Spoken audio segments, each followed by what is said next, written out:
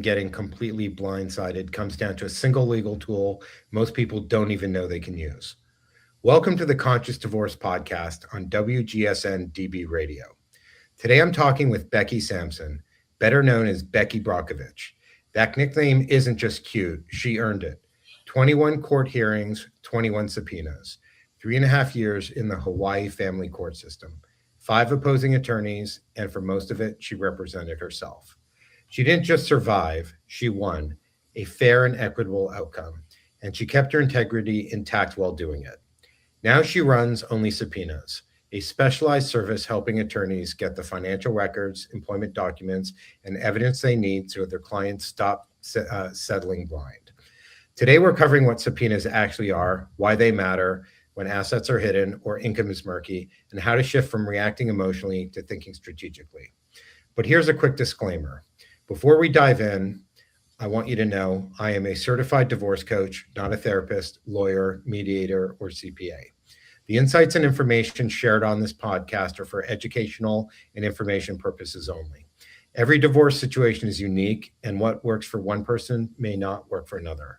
I also encourage you to seek personalized service from a qualified professional who can address your specific circumstances and the jurisdiction that you live in.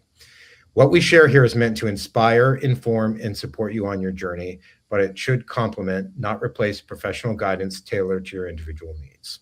So let's get into it. Becky, let's start at the beginning. You went through 21 hearings, issued 21 subpoenas, faced 5 different attorneys, and represented yourself for most of 3.5-year divorce in Hawaii family court. How did you go from someone just trying to get through divorce to earning the nickname Becky Brockovich? Well, that's a great question. So thanks so much for having me on, Justin. I'm so glad to be on your podcast now. And I'm excited about where you're going and doing with all this stuff. So what kind of got me into this is I really didn't even know a lot about the court system. I've been married twice, actually, divorced twice, and married for the 3rd time, happily married. But my first divorce, I didn't even see a judge. I didn't see an attorney, nothing. We just went and signed off on a settlement and off we went. But the second divorce was something that was totally unexpected. So I was with him for less than 2 years. And when we started the divorce case, he immediately got an attorney, and I didn't have the funds because of the way that it was for me to be able to get an attorney. So I was scrambling, trying to figure out everything. And I had a really good friend of mine who had been to court several times, and he's like, Becky, you can do this. And I'm like, what? I can't do this. Like, I just can't. And at the time I was 7, I was getting my degree in peace building, mediation, and conflict resolution. And I had 7 classes of college at the time that I was preparing my documents for divorce, because he was planning on leaving Hawaii, and I knew that I needed to serve him before he left.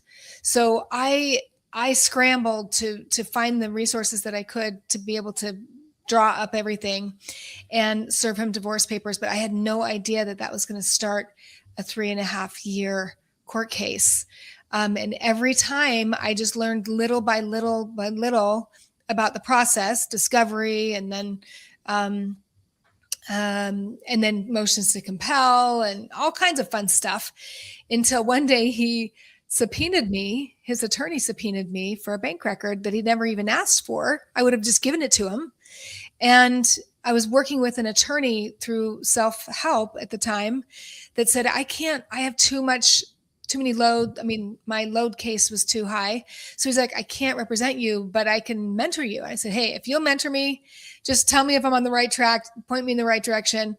But when I got that subpoena, he said, hey, great news. Now you have the template on how to do a subpoena. So go for it. And at that time, I had already gone through the discovery, already asked for permission for all the stuff, and he hadn't been able to provide it for me. So then I taught myself how to do subpoenas. And then of course it evolved from there. I started seeing that subpoenas are a little bit tricky, but I'm a very detailed person. And so they ended up working in my favor, because all I wanted was just the information. That's all I wanted, so that I could settle for a fair and equitable division. And that wasn't something that was provided to me. So I was like, okay, I'll go get it. We're working as a divorce coach. What I see happening often are people show up for mediation or court and they don't have the information. They don't know their numbers. They don't know what the marital estate is worth and I didn't really understand until I went through my own divorce how important the subpoena process is. And I give you a lot of credit. I think you earned Becky Brockovich, because you were extremely resilient, and not many people can do what you did. Right. But it's important to know that subpoenas are an important tool to get information, especially if you think your soon to be ex is hiding something. So can you kind of break down in everyday language what a subpoena is and what it's used for and how it can help through divorce proceedings to get what you call a fair and equitable settlement? Yeah. So let me just first start off with saying I'm not an attorney. So this is not legal advice. It's just in general, I'll just kind of tell you what my story and what I was able to do. And like I mentioned, the only reason why I really knew the template for the subpoena was because I was subpoenaed. So I'm actually a graphic designer. And so I threw it into one of my Illustrator, which is not a word processing, but I did the margins the same and all of that kind of stuff. And then it was the attorney that helped me to formulate it and be able to serve it the correct way. Like there's a process when it comes to subpoenas. So back to the question that you ask is, what is a subpoena? A subpoena is a court order, and there's only two ways in order to get a subpoena issued. They call it issuing.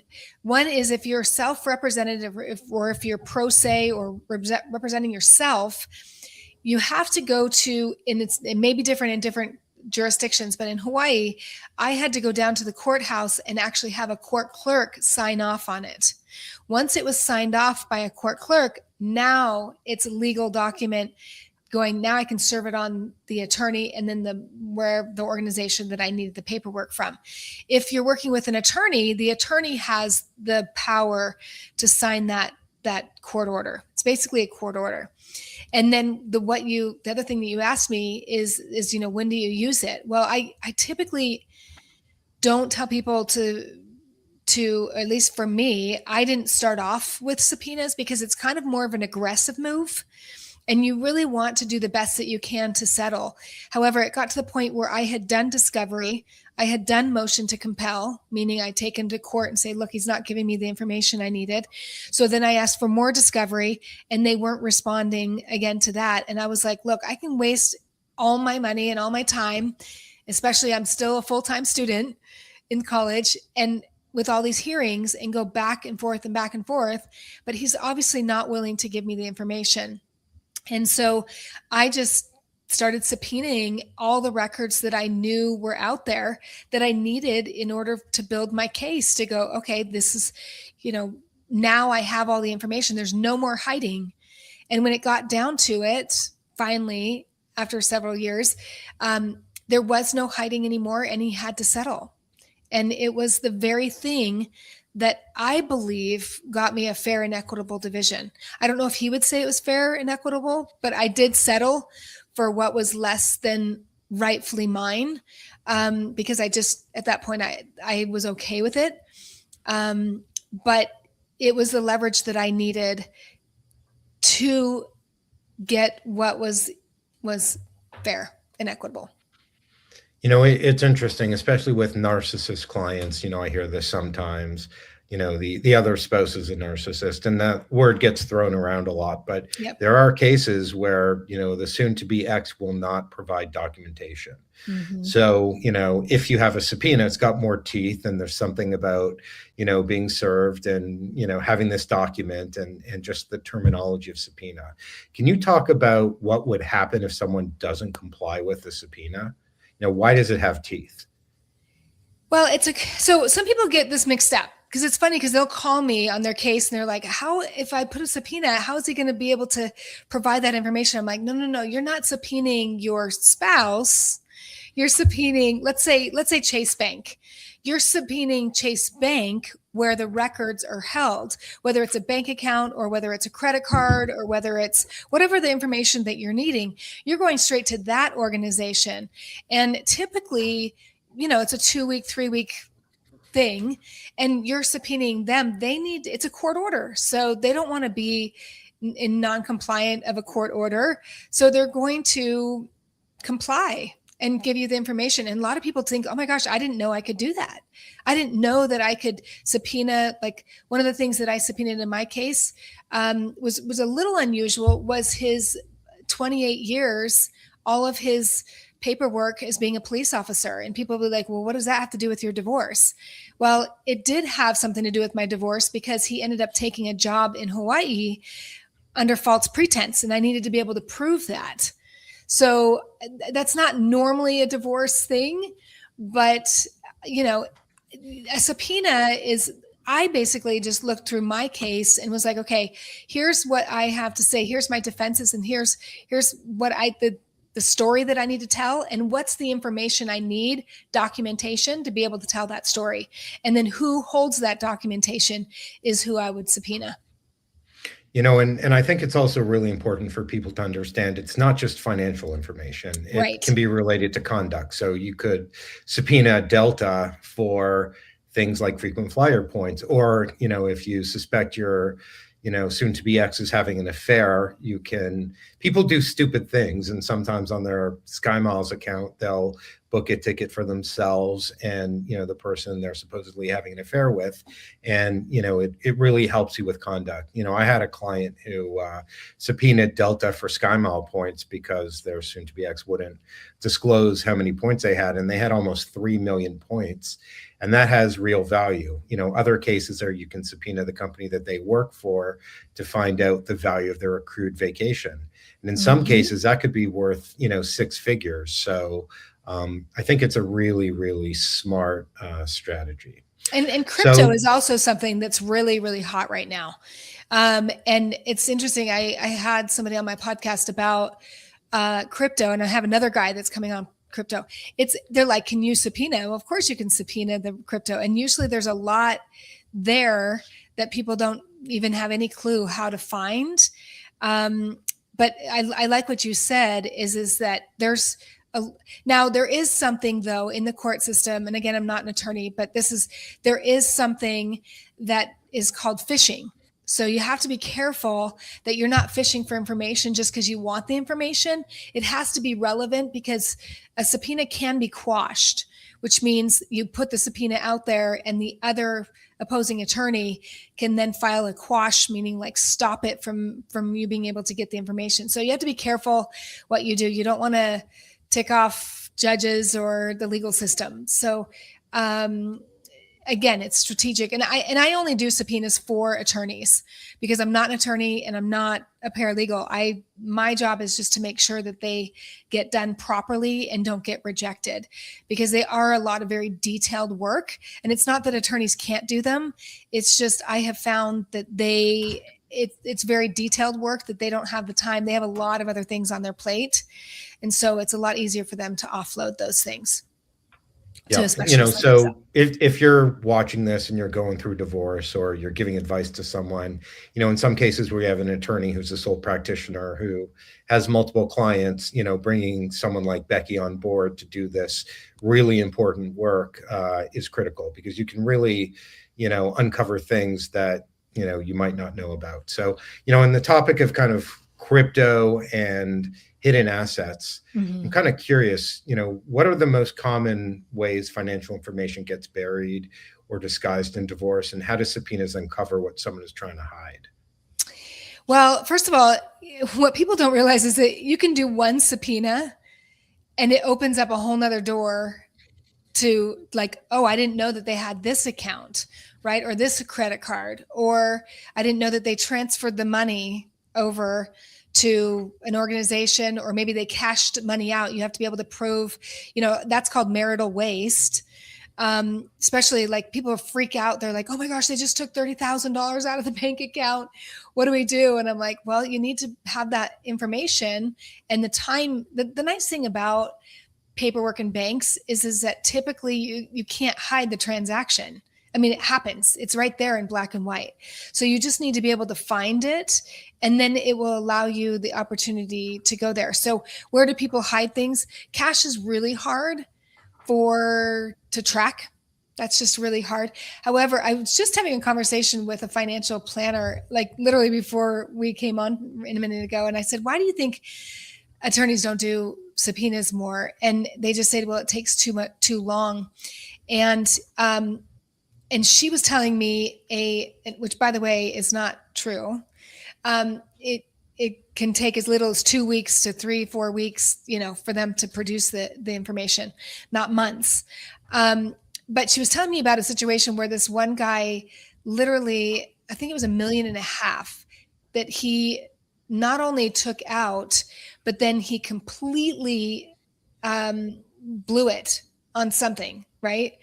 And normally when there's money that's been taken out, you can easily go to the court and say, well, that's marital waste and that comes out of his half.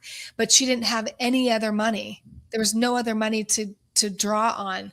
So basically she was out of that $1.5 million. Now I'm not giving people ideas of what to do, but it definitely, that's the reason why I think subpoenas are easier to get involved quicker in the process. If you do suspect that person's going to be difficult. I've even had some attorneys say, look, we don't even ask for permission. Like, we don't even do the discovery. We just go straight into subpoenas. And I was like, oh, I mean, how do the courts feel about that? And like, oh, we love it. It makes the court case go faster.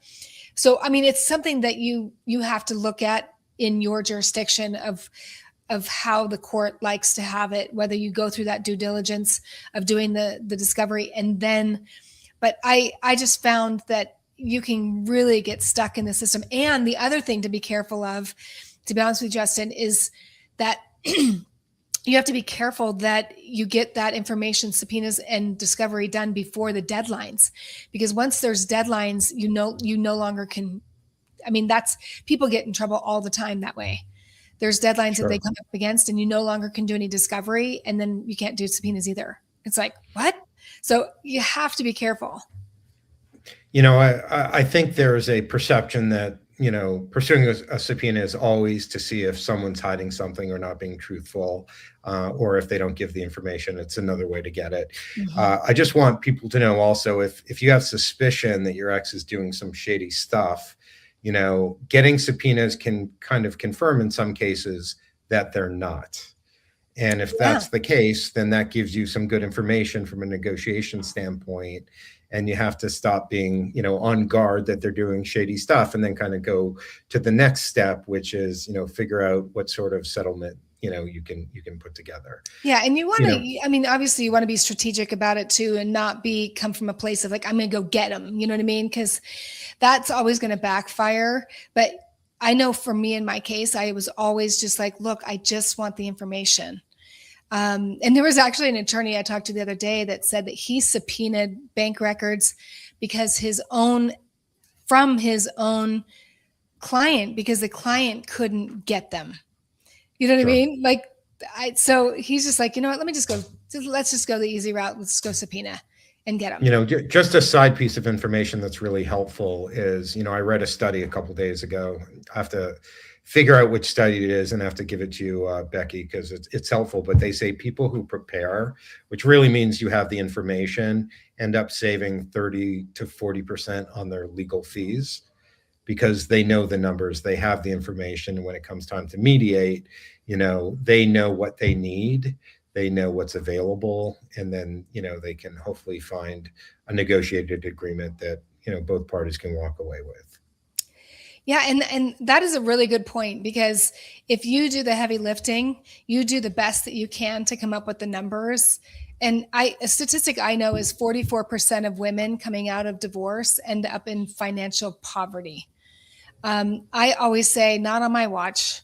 And I truly believe it's because most women, and I hate to say that like an absolute, because there are definitely men that get like my husband now was left with 21 cents in the bank because he didn't have anything to do with the finances. And so when we did the forensics, we found there was a lot of stuff there that he did not know. So it doesn't just happen to women, but it's very important to know your numbers. And if you want to save yourself money, you've got to be willing to do the digging and be willing to do the harder work so that you're doing that heavy lifting for the attorney.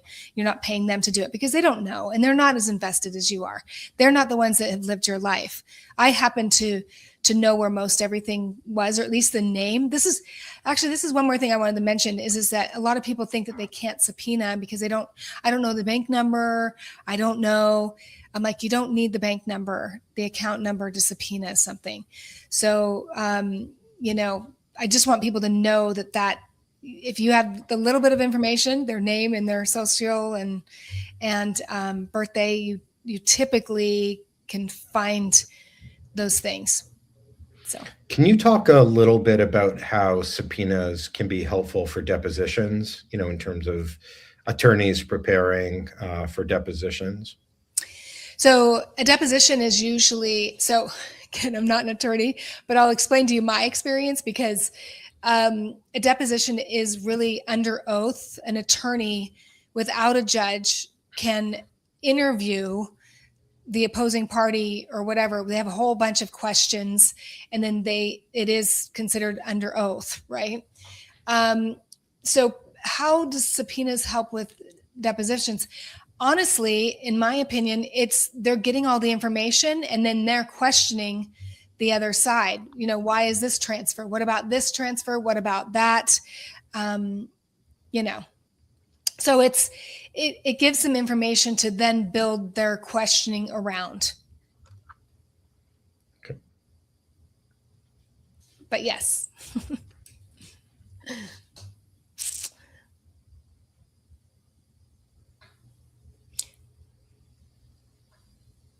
Sorry.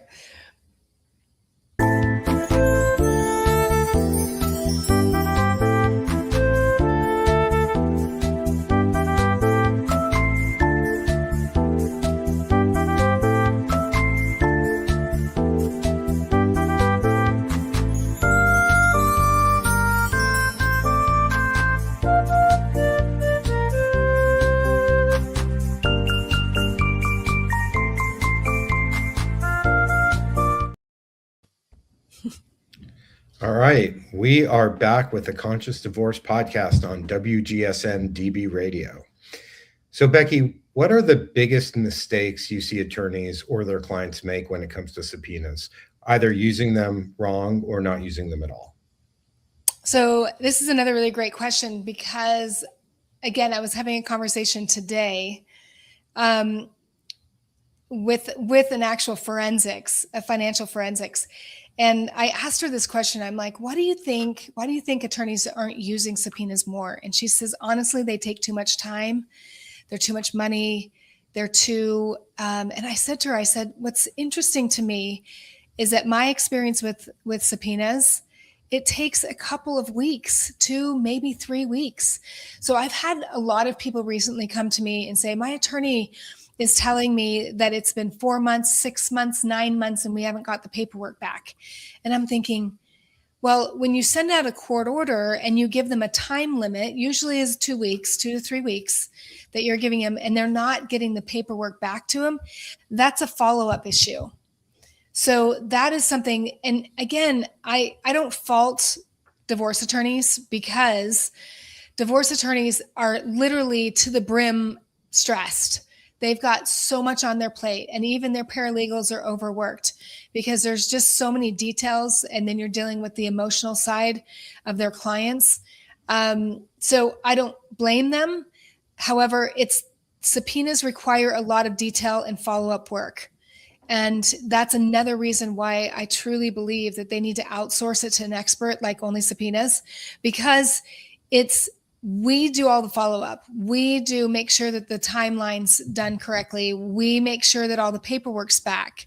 And if there's something, and we build the relationship, let's say Chase Bank again, right? So I have an actual person at Chase Bank that I call. So say, hey, we sent this subpoena, we got this back, but we're still missing this, which doesn't happen often, but it will happen at times. And the attorney doesn't have to worry about it. They don't have to, they just need the information. So it's one of those things. I know I mentioned this to you before, Justin. I'm a graphic designer. I can do my own production on my podcast, and I have for a long time, but should I be doing it? No. So that's what I say about with attorneys too, is that that's one of the biggest mistakes that they make, is it thinking, oh, even one of my clients that hired me the other month, she's like, yeah, we did this subpoena and it got rejected. And she goes, would you have caught it? And I'm like, yeah, that wouldn't have gotten rejected. So it's just a matter of trusting and outsource to be able to support them through that. I think that's one of their biggest, and oftentimes they'll just be like, well, it takes too long, or we don't want to do it. Or, and then meanwhile, it takes a lot longer to get their case through. And the clients, to be honest with you, will call me and be like, Becky, I just want them done. And I'm like, I know. And we can't do them without the attorney. So so that's a perfect lead into my next question. So divorce is emotional. People are exhausted, angry, heartbroken, sometimes all at once.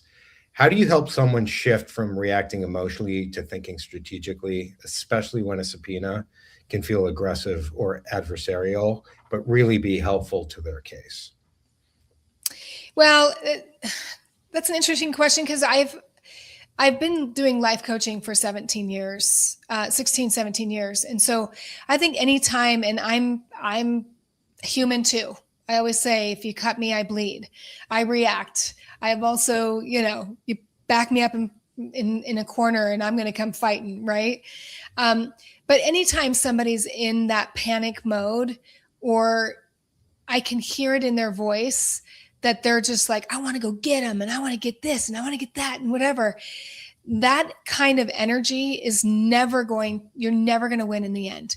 So it really is whatever you need to do self-care wise to get yourself. For me, it was walking on the beach. Like, I can't even tell you how much time I spent walking on the beach before my hearings. I mean, I went to 21 hearings, which is ridiculous because we had no kids.